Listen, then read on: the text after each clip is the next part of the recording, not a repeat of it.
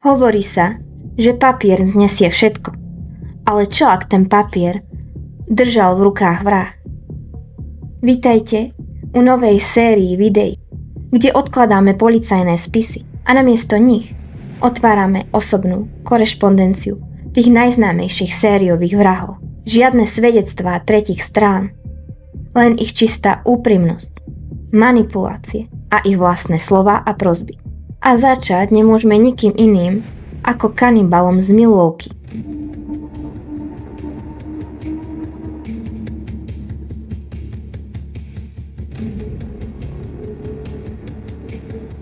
Čo nám Jeffrey Dahmer nepovedal do očí, ale napísal na papier? Väčšina sveta pozná Jeffreyho Dahmera ako monštrum z Milwaukee. Videli sme hrozivé fotky z jeho bytu, počuli sme svedectvá obeti. Ale čo sa dialo v jeho hlave, keď za ním definitívne zapadli väznice Columbia? V rukách držím prepisy listov, ktoré Jeffrey posielal spoza mreží. Nie sú to len slová na papieri. Je to mrazivý pohľad do mysle muža, ktorý sa striedavo pokúšal o pokánie, manipuloval s okolím a bojoval s absolútnou samotou. Dnes si prečítame riadky, ktoré nikdy svet nemal vidieť. Tisíce listov od fanúšikov, žiadosti o peniaze a bizarné priznania. Jeffrey Dahmer nebol odrezaný vo väzení od zvyšku sveta. Práve naopak.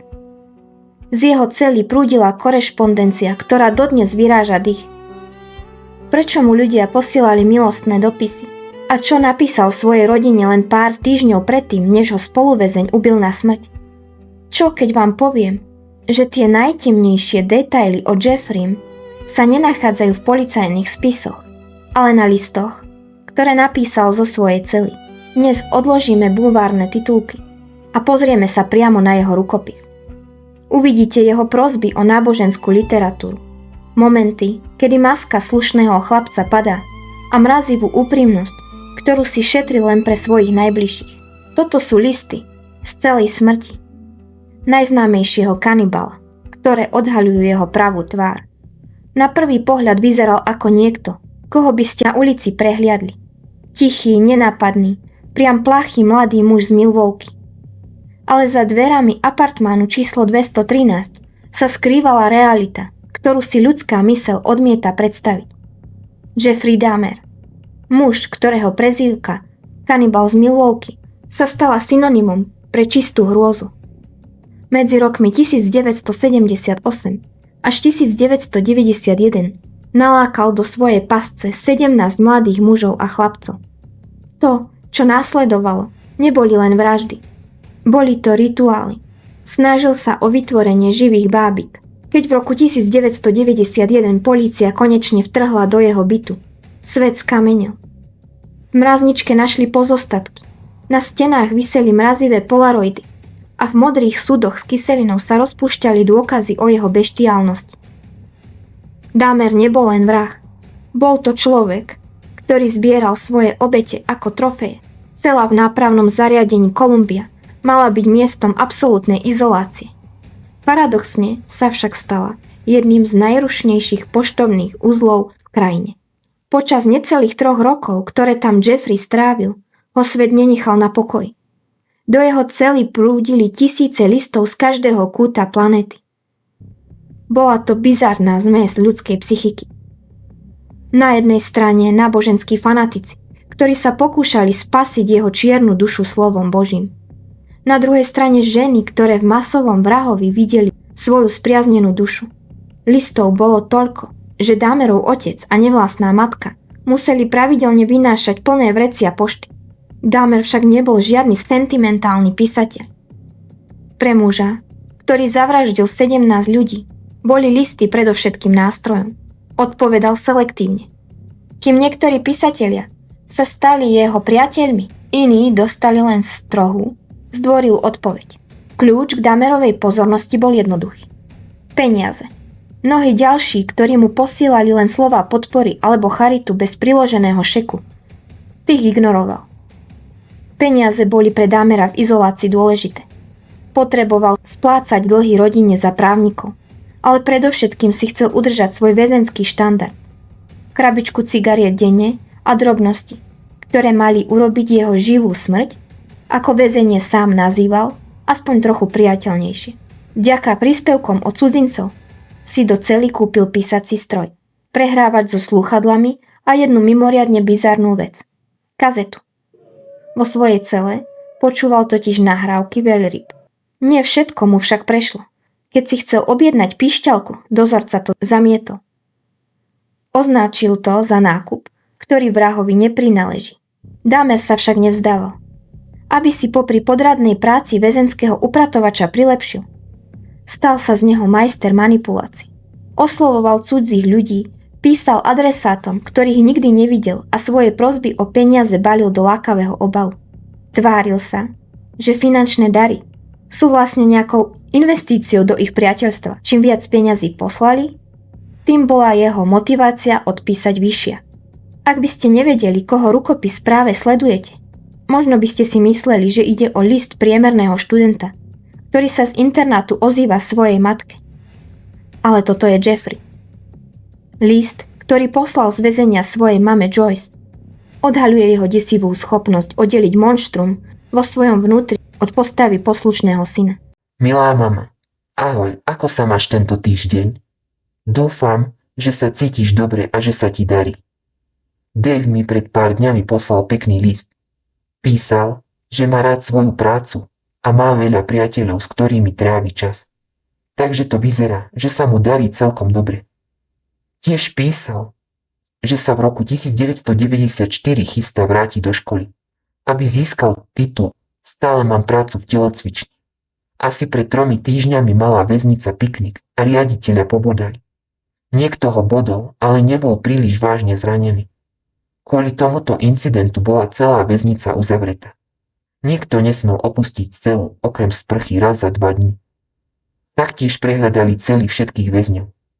Ja som na pikniku sa nezúčastnil, ale počul som o tom. Rozhodol som sa nepokračovať v maľovaní, ale namiesto toho som si kúpil 60-dielnu sadu farebných ceruzík. Majú pekné syté farby a sú oveľa čistejšie než farby. Takže si nimi budem krátiť čas. Pamätám si, že si kedysi robila keramiku a pracovala s vitrážami. Bola si v tom veľmi dobrá. Máš teraz nejaké koničky, alebo si na to príliš zanepráznená. Tak teda, mama, zatiaľ sa lúčim. Volal som ti začiatkom tohto týždňa, ale asi si nebola doma. Budem to skúšať ďalej. Naozaj dúfam, že sa cítiš dobre a že sa veci pre teba zlepšujú. S celou mojou láskou, Jeff. Zatiaľ, čo v tomto liste Jeff pôsobil takmer vyrovnane, v tom ďalšom už bolo cítiť úzkosť. Bolí ma, keď počujem, že si chorá a trpíš. Nechcem tým povedať, že nechcem počuť, ako sa naozaj cítiš. Pretože naozaj chcem. Len si želám, aby sa ti darilo lepšie. Z celého srdca si želám, aby som ti mohol dať šťastie namiesto bolesti. Nikdy som ti nechcel spôsobiť bolesť. Len som ti chcel dať vedieť, že ťa veľmi ľúbim a často na teba myslím. Zdá sa mi zvláštne, že leto sa už takmer skončilo. Tak rýchlo ubehlo. Vždy som rád sledoval, ako na jeseň menia farbu listy. Kiež by som bol pred rokmi dal výpoveď Ambrózii a hľadal si prácu v Kalifornii, aby som mohol byť blízko teba. V práci som jednoducho uviazol v stereotype. Nikdy ma tá práca nebavila, ale peniaze boli fajn. Mal som to proste využiť. Potom by možno všetko bolo inak. Drahá mamička, v poslednej dobe som o tebe veľa premýšľal a robil si o teba starosti. Sú asi 3 hodiny ráno, keď píšem tento list. Je to jedna z tých nocí, keď nemôžem spať. Mámi, dúfam a modlím sa, aby ťa rakovina a bolesť opustili a aby ti roky, ktoré prídu, priniesli nádej a radosť. Naozaj si želám, aby som ti to nejako mohol zabezpečiť. Prosím, opatruj sa. Vždy ťa budem ľúbiť, mami. S láskou, Jeff. No neboli to len rodinní príslušníci, ktorým písal. Po jeho zatknutí a odsúdení mu začali prichádzať desiatky až stovky listov od cudzích ľudí. Najmä od fanúšikov. List Bradleymu, ktorý mu napísal z väznice 24.4.1993. Začína takmer idylicky, no rýchlo odhaľuje Jeffreyho zámer. Milý Bradley, dúfam, že ťa tento list zastihne v dobrom zdraví a nálade. Ďakujem, že si mi napísal. Ospravedlňujem sa za môj rukopis, nie je práve najlepší, tak snáď to po mne prečítaš. Tu hore v Portage to už vyzerá na jar. Cez deň počuť spievať vtáky a v noci zasa žaby. Dúfam, že aj u vás je pekné počasie. Dahmerov tón sa však náhle mení, keď spomenie televíznu reláciu Deň prvý, ktorá o ňom odvysielala reportáž. Väčšinu z tých ľudí v tej relácii som nevidel, ani s nimi nehovoril viac ako 10 rokov. Väčšine z nich bolo úplne jedno, či hovoria pravdu. Chceli sa len vidieť v televízii. S tou reláciou som nemal nič spoločné a dozvedel som sa o nej až 3 dní pred vysielaním. A potom prichádza to hlavné.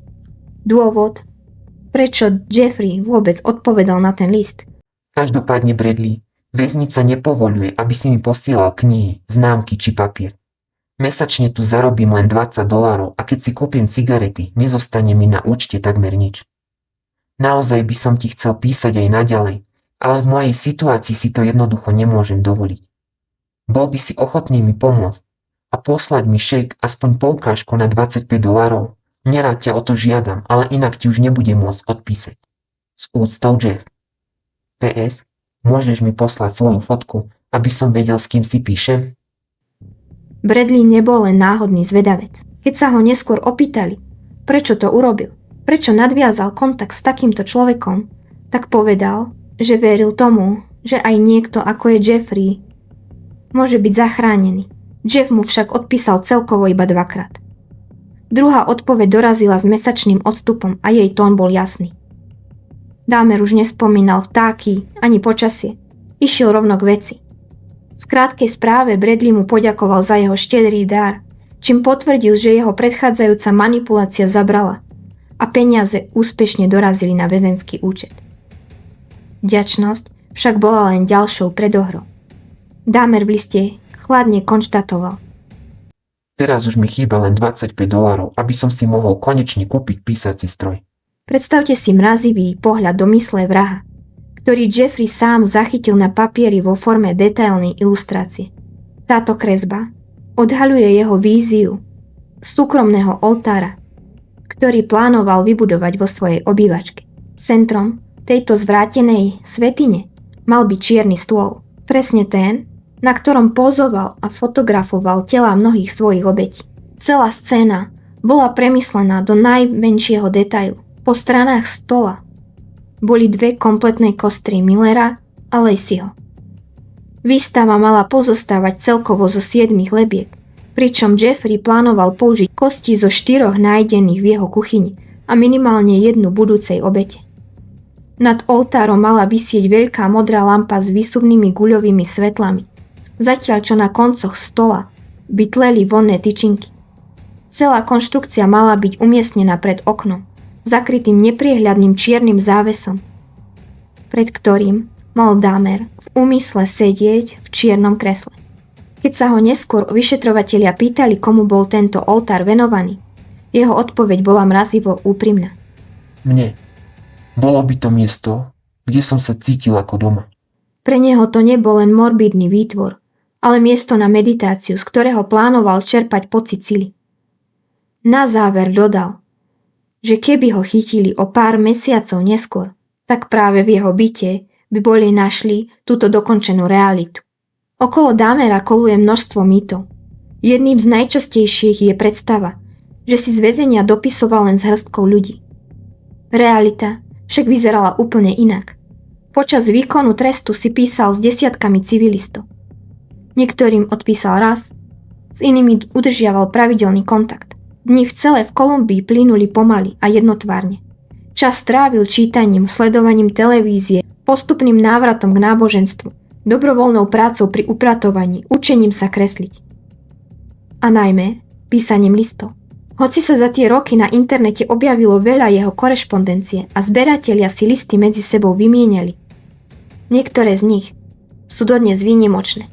Zatiaľ, čo niektorí písali Dahmerovi z lásky a iní pre peniaze, existovala skupina ľudí, ktorí verili niečo oveľa ambicióznejšie. V záchranu jeho duše. Jedným z nich bol aj Kurt. Dahmer v liste píše: Vážený pán Wood, dobrý deň, ako sa dnes máte? Dúfam, že ste v poriadku. Veľmi pekne vám ďakujem za zaslanie úvodnej lekcie a Biblie. To bolo od vás veľmi milé. Z monštra sa zrazu stal usilovný študent. Jeff vo svojom liste píše o svojom pokroku.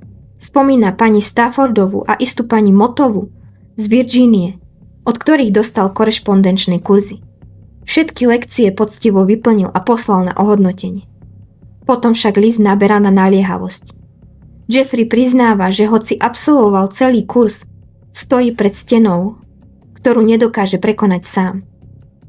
Táto väznica nemá krstnú nádrž a väzenský kaplan si nie je istý, či nájde niekoho, kto by ju priniesol a pokrstil ma. Toto ma veľmi znepokojuje. Predstavte si tú scénu. Jeffrey, ktorý vytvoril vo svojom byte rituálny oltár, teraz prežíva úzkosť z toho, že nenašiel nikoho, kto by ho ponoril do svetenej vody. Jeho prosba v závere listu bola takmer zúfalá. Boli by ste ochotní pomôcť mi nájsť niekoho, kto by ma pokrstil? Urobil som všetky ostatné kroky. Teraz potrebujem a chcem byť pokrstený. Boh vám žehnaj. Jeff. Bolo to úprimné hľadanie odpustenia u Boha? Keď už vedel, že ľudia mu už nikdy neodpustia, Jeffrey nepísal len náboženským fanúšikom alebo ľuďom, od ktorých chcel peniaze. Medzi pravidelnými adresátmi bola aj Barbara. V tom čase mladá stredoškoláčka. Ich vzťah cez listy bol prinajmenšom znepokojivý. Dahmer k nej prejavoval zjavnú náklonnosť a v ich listoch si budoval obraz takmer skoro až starostlivého otca. V listoch Barbare sa miešali dva úplne odlišné svety. Na jednej strane tu je Jeff ako starší brat, povzbudzoval ju štúdiu a zdieľal s ňou svoje každodenné zážitky z väzenského prostredia. Na strane druhej je tu však jeho temná a narušená myseľ. Písal jej napríklad o svojej bizarnej túžbe. Dúfal, že jedného dňa zasiahne väznicu obrovská prívalová vlna a celú ju zničí. Len 3 týždne pred svojou smrťou napísal Barbare list, ktorý obsahoval milostnú báseň. Je mrazivé počuť tieto slová od muža, ktorý nepoznal empatiu k svojim obetiam. No dievčate na slobode písal. Pomysli na niečo, bez čoho by si nemohla žiť a vynásob to 100. Spočítaj všetky svoje najlepšie pocity, odčítaj všetko ostatné a to, čo ti zostane, je presne to, čo k tebe cítim. K listu pripísal odkaz. Znamenáš pre mňa celý svet. No ani v tomto prípade nešlo tak úplne o nezištný vzťah. Hneď pod vyznaním lásky a básňou sa objavila prosba. Dahmer potreboval konkrétnu knihu do svojej zbierky v cele a žiadal Barbaru, aby mu ju objednala. Svoj list zakončil slovami, ktoré pôsobia priam otcovsky. Nosím ťa v srdci. Skús si nájsť čas na odpočinok medzi školskými úlohami, dobre? S láskou, Jeff. Jeffrey bol majstrom v udržiavaní odstupov od svojich písateľov. No existovala jedna žena, ktorá sa k nemu dostala bližšie než ostatní. Volala sa Mary a pochádzala z Illinois. Ich korešpondencia začala v roku 1993 a trvala až do Dahmerovej smrti v novembri 1994. Mary však nebola v tomto svete nováčikom. Už predtým si písala s legendárnym Tedom Bundym, takže mala vzácny talent na nadväzovanie hlbokých vzťahov so smrteľne nebezpečnými mužmi. Dahmer jej počas 2 rokov napísal celkovo 35 listov, kým pri iných ľuďoch bol Jeff často chladne manipulatívny a žiadal o peniaze. K Mary sa správal inak. Zdalo sa, že k nej prechováva úprimný súcit a v rámci svojich veľmi obmedzených možností sa o ňu zaujímal ako o človeka. V jednom z listov, ktorý sa podarilo získať od jej manžela, môžeme vidieť Dahmerovú úplne inú tvár. Žiadne prosby o doláre, žiadne sťažnosti na dozorcov. Jeffrey sa v ňom značením rozpisuje o svojej vášni pre rastliny. Opisuje, ako sa stará o zeleň v strohom väzenskom prostredí, ako by sa snažil v pekle vybudovať malú záhradu. Tento list je však výnimočný aj niečím iným, jeho formou. Dahmer, ktorý bol v iných listoch strohý a vecný, tu pôsobí ako rozrušený tínedžer. V texte používa veľké množstvo výkričníkov. Každá veta prekypuje nadšením a náklonnosťou k Mary, čo v kontexte jeho tichej a plachej povahy pôsobí takmer surrealisticky. Prečo práve Mary? Možno v nej videl niekoho, kto ho nesúdil Alebo niekoho, kto rozumel tme v jeho vnútri rovnako, ako jej rozumel Bundy. Nech už to bolo akokoľvek. Tieto listy zostávajú jedným z mála dôkazov, že Jeffrey bol schopný aspoň náznaku priateľstva, ktoré nebolo založené len na zisku, ale na bizárnom ľudskom prepojení dvoch osamelých svetov. Keď sa povie sériový vrah, v hlavách niektorých ľudí sa neobjaví krv, strach ani smrť. Objaví sa obraz muža, ktorý je údajne charizmatický, tajomný, neodolateľný a nepochopený. Niekto, kto má v sebe čosi tajomné, ale zároveň príťažlivé. Niekto, komu chceme rozumieť. Niekto, koho sa bojíme a práve preto nás to fascinuje. Už Ted Bundy mal svoje obdivovateľky. Ženy, ktoré vedeli, kým je a napriek tomu ho milovali.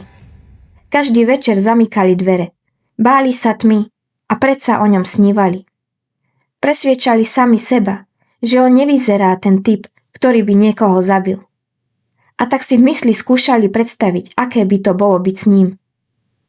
A potom je tu Richard Ramirez. Muž, ktorého médiá vykresľovali ako stelesnenie zla. A predsa sa našli ženy, ktoré tvrdili, že je milý, že ho poznajú, že nie je taký, akého z neho robia. Že vedia, že bol odsúdený za 13 vražd a aj tak v ňom videli niečo viac. Dokonca aj dnes prichádzajú správy v komentároch. Obdivovateľky vrahov. Ženy, ktoré cítia príťažlivosť k mužom, ktorí by ich, nebyť múrov väznice, pravdepodobne zabili. Prečo? Prečo sa z týchto mužov stávajú objekty túžby? A prečo niektoré z nich idú tak ďaleko, že im ponúkajú manželstvo? Jeden z týchto listov napísala žena. Ahoj Jeff, ako sa máš? Píše mu o práci, o únave zo života, o tom, že by chcela niečo lepšie. A potom začne príbeh. Príbeh, v ktorom sa s ním údajne stretla v bare. Bola opitá, všetci sa smiali a on bol ten, kto ju zachránil. Ten, kto jej vysvetlil, že je v gejbare. Ten, kto bol pri nej. Od prvých vied z neho robí oporu. Nie vraha, nie monštrum, ale niekoho, komu sa môže zdôveriť. Tvrdí, že sa smial celý bar, že medzi nimi vzniklo niečo výnimočné. Ako by mali spojenie od úplného začiatku. A keď odchádzala, uistila ho, že si to nevymýšľa. Naozaj sa to stalo. Bol tam muž menom Jeff. Musel si to byť ty. Čím viac zdôrazňuje, že si to nevymýšľa, tým viac to znie ako výmysel. Otázka je, či tomu naozaj verí, alebo či si len vytvára príbeh, aby mala dôvod byť k nemu bližšie. Píše, že jej syn si myslí, že je posadnutá. A možno má pravdu. Napriek tomu sľubuje, že bude písať ďalej, že ho príde navštíviť v tajnosti, bez toho, aby syn vedel. Pretože on je proti. Vie, že Jeff je vrah. Aj ty si len človek. Viem, že máš city. List pokračuje zvláštnymi otázkami. Hudba, vtipy, intimné narážky. Milujú tieto ženy skutočného muža, alebo len príbeh, ktorý si o ňom vytvorili. Na záver listu sa ospravedlňuje, že ju čaká ďalší pracovný deň, že život nie je ľahký, že ju bolí zub, ale že dnes je to lepšie. Že ak sa neozve, znamená to, že je zanepráznená, ale schránku bude kontrolovať. Stále. Nasleduje druhý list. Od tej istej ženy. Ešte trápnejší, datovaný o pár dní neskôr. Dúfa, že jej už napísal, že sa mu páčia listy, že by bolo pekné, keby odpovedal. Pýta sa, či by mu mohla poslať fotku, či môže ísť von, či má návštevy. Ako dlho sa môžu spolu rozprávať, keď príde. Je to čisté žobranie o pozornosť. A potom to príde. Ak dostane film, nechá svojho syna, aby ju odfotil. Možno potom jej Jeff odpíše. Uisťuje ho, že nie je škareda, že dúfa, že sa jej bude páčiť. Jej syn ju má odfotiť, aby mohla poslať svoju fotku gej sériovému vrahovi v nádeji, že o ňu prejaví záujem. Na akej planéte žije? Na konci mu píše, že ho má rada, že chce byť aspoň lepšou priateľkou a že odpísať mu nezaberie veľa času. Ona si ten čas vždy nájde. Ale odpoveď jej nikdy neprišla. Aspoň nie vtedy. A potom je tu ďalší list. Môj drahý Jeff. Ahoj ty blond krásavec. Text znie ako od dieťaťa. Nešikovný, prehnane sladký. Hovorí, že keby bol kvet, chcela by si ho vziať domov. Vraj si šla kúpiť ventilátor a vrátila sa s pohľadnicou. Lebo orchidea na nej bola krásna. A ešte krajšia osoba ju má dostať. Tak šla si kúpiť ventilátor a prišla domov s pohľadnicou pre sériového vraha. Chápete tomu? A v tej chvíli to začne byť desivé. Nie listy samotné, ale to, že títo ľudia chodia medzi nami. Že žijú bežné životy, nakupujú, majú deti, prácu, domácich miláčikov. A večer si sadnú a píšu láskyplné odkazy mužom, ktorí by ich bez zaváhania zabili. A posledný list, o ktorom vám poviem, je náboženský. Žena ho oslovuje ako väzňa, ktorého pripútala k Ježišovi. A vraj kľúč zahodil. Píše, že ho bude mať vždy v myšlienkach a v modlitbách. Že ďakuje Bohu za to, ako veľmi obohatil jej život. Volá ho dokonca svojim pekným synom. Čo si o týchto listoch myslíte vy? Na internete koluje množstvo falzifikátov. Takisto existujú rôzne jeho ilustrácie, ktoré v skutočnosti nie sú reálne. Je dosť ťažké odlíšiť, ktoré sú pravdivé a ktoré nie. A často sa predávajú na internetových stránkach za vysoké sumy. A tak sme si prešli riadky, ktoré Jeffrey písal v tichu svojej cely. Ďaleko od bleskov fotoaparátov a očí verejnosti. Veríte, že Dahmerovo náboženské precitnutie a naliehavá prosba o krst boli úprimným pokáním? Alebo to bola len jeho posledná najväčšia manipulácia? Ako vnímate fakt, že si z korešpondencie urobil takmer biznis a otvorene žiadal od ľudí finančné príspevky? Napísali by ste vy vôbec niekomu takému list? Čo ženy núti písať vrahom milostné dopisy? Čo myslíte? Napíšte mi to do komentárov. Čítam si všetky vaše komentáre, pretože ma to veľmi zaujíma, ako tieto autentické dokumenty menia váš pohľad na kanibala z Milwaukee. A taktiež budem rada, ak mi napíšete meno nejakého ďalšieho vraha, na ktorého by sme sa mohli pozrieť, ak má nejakú korešpondenciu, alebo nejaké zaujímavosti, ktoré bežne nie sú dostupné v klasických krimi videách. Ďakujem, že ste tu so mnou boli.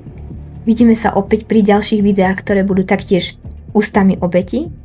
A dúfam, že postupne z tohto urobíme možno ešte ďalšiu nejakú sériu a dozviete sa ďalšie zaujímavosti zo sveta True Crime. Nezabudnite dať odber, zapnúť si zvonček a ja sa budem tešiť na vás u ďalšieho videa. Majte sa krásne, dávajte si na seba pozor a ahoj.